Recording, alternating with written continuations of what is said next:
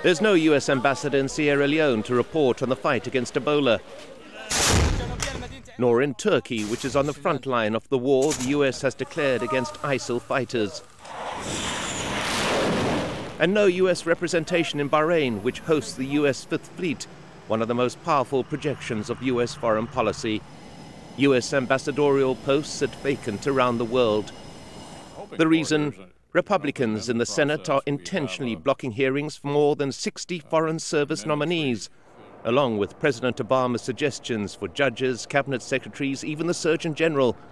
Many arms of governance withering in the face of Republican repudiation of the country's president and his decisions. The logjam could get even worse if the Republicans gain control of the Senate.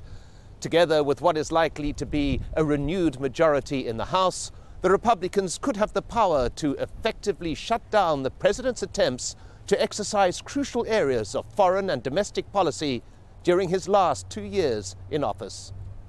The current Iran policy, for example, could be crippled. The concept of dialogue and negotiation swept away if a new Republican Senate Majority Leader allows a vote on sanctions to be taken on the floor. In the joint plan of action, the President made clear that he opposes additional sanctions. Why don't we let Congress speak? Let Congress have a voice.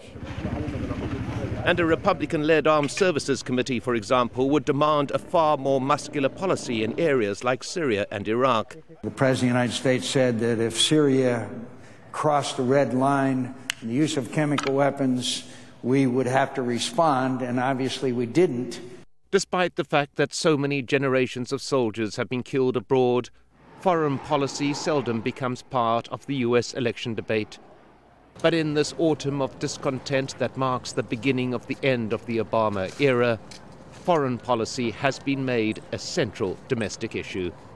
Mike Hanna, Al Jazeera, Washington.